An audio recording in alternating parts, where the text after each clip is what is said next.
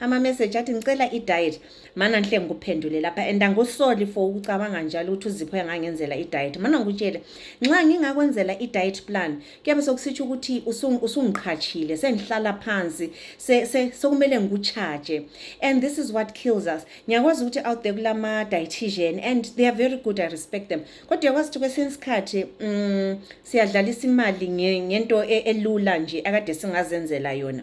Mana ngikutshele ngifuna ukuhamba lawe kuhle kuhle ngikutshele ukuthi i-diet uyenza njani. Why ngisithi ngiyabe sokumele ngicine ngikucharger? Phela uthi wena ngikwenzela i-diet angihlali lawe mina ngikwelinye ilizwe wena ukwelinye ilizwe, angila idea ukuthi unganani lo mzimba onganani leminyaka emingaki, lapho khona kuyaqanda kuyachisa, ule malini u-afford ukudla kunjani. Izinto ke sokumele ngikubuze one by one, kuyini ongakudliyo kuyini okudla. Phela noma sikhuluma lapha sithi avocados are good, eggs are good, kulabanye abantu abangakudliyo khona lokho, and that's okay. Kodwa umuntu ohlakaniphile uza check ukuthi okay uthi ama-healthy fats, mana ngiyo-checka amanye ama-good sources of healthy fats. Yeah, as long umbona lapha ule smartphone ekuvumela ukuthi la ugoogle, kumbuye buza kwezinye indawo nxa kuyikuthi yabo, but awudingi ukuthi uziyefinyelela uZipho Fit Fanatic ukuthi ngicela ungenzele i-diet plan. Mina engutshela khona okwangisebenzelayo lami, and I know it can work for many people. Ngiyakwazi kulamanye ama-cases that are very dire, that are very difficult ukuthi umuntu lwana sedinga ukuthi u-dietitian ahlale la phansi amenzele, that's okay. But iningi lethu la 90% yakwanisa ukuyazenzela i-diet. Umgani wakho kumele ube nje, umgani lo ule fiber, ule healthy fats, ule protein, ule complex carbohydrate. And mina la ngoba i-focus yethu ku-reverse i-insulin resistance. Don't get me wrong, ama-carbohydrates are not bad foods. Ama-carbohydrates iwasinika i-energy. Kodwa lapha sizama ukufocusa on limiting them as much as we can, ngoba singabantu abale problem yama-carbohydrates yokuthi umzimba wethu awukwazi ukulungisa ama-carbohydrates. That's why uzathola loba sisithi FFPC umelele u-fiber, healthy fats, protein and carbohydrates or complex carbohydrates.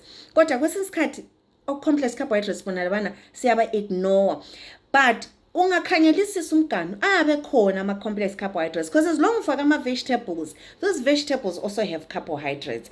Enye into nxa umuntu ekwenzela i-diet ufuna uthi futhi abekwazi ukuthi how active you are.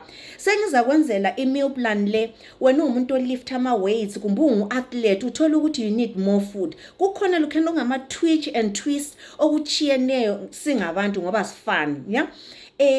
Ngiyake ngithi mina nxa ukwanisa ukupheka ufake le cottage cheese, a good a brand, it's good, very good protein source liyana. Mina wathi cheese angiyidli noma njani angiyidli, so vele usuze ungenzele i-diet plan ufake le cottage cheese ngoba vele ngizakuhlanza ngizakukhupha ukudla likana. So ukwenzela umuntu i-diet it's a lot of work guys. Ungacanga ukuthi ngapho ngujikijela i-message uthi ngenzela i-diet, kodwa the reason ngishare umgani wami ngiyabe ngifuna ukuthi uthole i-idea, ngoba kwesinye isikhathi omunye umuntu yabezibuza nxa singasadli isichwala umbi rice kodwa kulama vegetables kuyadliwa njani khona lokho.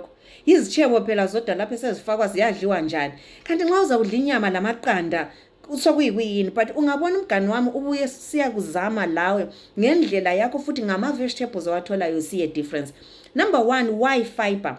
And ngihlala ngisithi i-fiber engikhuluma ngayo siyo liyana endaba yethu ehluphileyo yama-oats. Asikhulumi ngama-fiber thina aselungiswe elab ase-processiwe, sikhuluma ngokudla okule fibrous fiber directly from vegetables, o-kale bakho, chomoli, o-spinach, o-cabbage, o-broccoli, o-brussels sprouts, o-celery, whatever. And don't mention ama-vegetables amaningi, eyinye ingxenye vela uyazi, kumbe vela uyithandi, kumbe vela itholakali, kumbe iyakudurela, wena suzayadinga amanye ama-fiber. Sufake emganini wakho half of your plate asiphume lapho.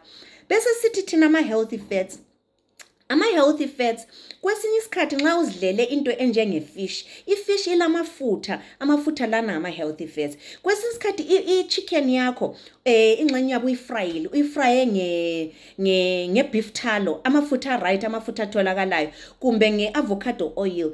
Those are healthy fats. Usuhle waba lawo emzimbeni, it's okay. And ungesabi ukudla i-skin se-chicken ngamanga lokhuyana ukuthi kuyakugulisa. ku-right zidlele uthole i-healthy fat yakho right. Nxa ungayidli it's because awuyithandi iskin, not ukuthi uthiwa seyakugulisa, dlani i-chicken yakho iphelele. Kodwa into ezinjengama-olives, into ezinjengama-coconut, into enjenge-avocado number 1, amaqanda, iyelo liyane phakathi yokho ngama-healthy fats. Awapheleli khonapho kunengi, kulama-seeds, o-pumpkin seeds, kulabo ama-different nuts, ama-almond nuts, ama-pistachios, okwanisa ukukuthola. Uyakudla lo mganu wakho, asithi ukuthi ukudle as a snack, kudle same time usidla, sutholile i-healthy fats yakho. Susiya ku-protein, asidlali nge-protein, especially at this age. I-regulation yama-hormones ifuna ama-healthy fats, ifuna ama-proteins. Njalo sifuna ukubuilda i-muscle back, kumele sithole enough protein. I-protein iyaphuma kuma-vegetables, into ezinjengama-tofu, ama-beans or whatever. But la kuma-animal sources, unless uyi-vegetarian, akula muntu okuforsayo ukuthi udle i-animal. Kodwa nxa usidla ama-animals, yi-beef yakho, yi-chicken yakho, yi-seafood yakho, yi-fish yakho, zidlele inyama yakho, ufake almost quarter of your plates, igcwala i-protein yakho. Ngijayele ukuthi mina nxa ungela problem lokudla amaqanda, eda amaqanda, i-white yi-protein, iyokhu yini, yi-healthy fats, jikijela khona lapho udle. Ayisikuthi you're only getting protein labo healthy fats, but uzenza usuthe, ukwenza ukuthi ungabusneka, kodwa usuthe the right way, ngoba into lena ayiprovoke i-release ye-insulin eningi. Remember, i-focus yethu ku-reverse i-insulin resistance.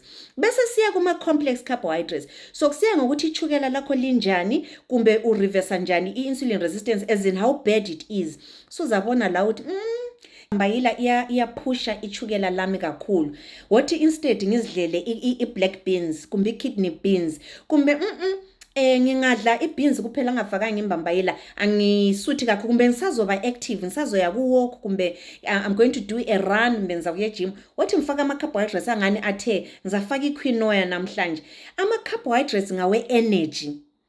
Carbohydrates give us energy when uyazazi ukuthi usebenzisa i-energy enjani. So nxa ule problem yechukela, ngapha ufaka ukudla okwe-energy okuzafika kusiba lichukela, ngapha awulisebenzisi kakhulu, uyabusithi umzimba uyenzeni, ngawo. So sengunike example, i-butternut ngama-complex carbohydrates, i-peas ngama-complex carbohydrates, i-beans zakho, imbambayila, akhona la amanye ama-carbohydrates osinkwa labo rice, ngama-simple carbohydrates, asikho lawo. Nxa uzidlela zidlele wedwa ngale, lapha asikhulumi ngawo. But uthola ukuthi kukhona okunye okunengi okukunikeza ama-complex carbohydrates, ngena ku-Google ubusuyakhetha okuthandayo, ngime lapho. Bese ngisithi mina nxa uvele userious ngokuthi ichukela le ufuna ukuyilungisa, ikhona umtshini othiwa i-CGM. I-CGM yakwazi yadura mbijana ukuthi uyithole, lana ehlala ikutshengisa ichukela continuously ukuthi linjani emzimbeni. Kodwa sungathola even leyi i-prick machine othi uzabe uzipricka uchecke. You don't need to do it after every meal. Kodwa lawe nxa usafuna ukubona ukuthi ukudla lokho ku-acta njani emzimbeni wami, what day la othe wadla izinto lezo, wafaka imbambayila, ucheck ichukela after 2 hours, uza kutshela umzimba wakho ukuthi uhluleka njani ukulungisa into leyana.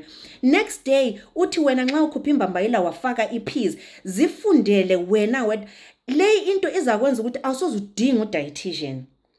Awusoze utshona uzihlupha ngokumfayela ama-message ubususithi umama lo kamphendula, umama lo usitshela izinto kodwa akasenzeli. Angeke ngikwenzele i-diet. And mina futhi from my experience, into zokubhalelwa ama-diet phansi yize ezenza kube nzima, kucine kusiba restrictive, ucine ungasaku-enjoy, kube ngani ngumsebenzi. At the end of the day ucine usukuchile. Sifuna uku-reverse i-insulin resistance permanently. Into esiyenza is a lifestyle. Zidingela ukudla okuthandayo kodwa oku-within FFPC. Nxa yabulokhu usadinga i-diet kimi ngisakwazi, ngizakuchaja kabi.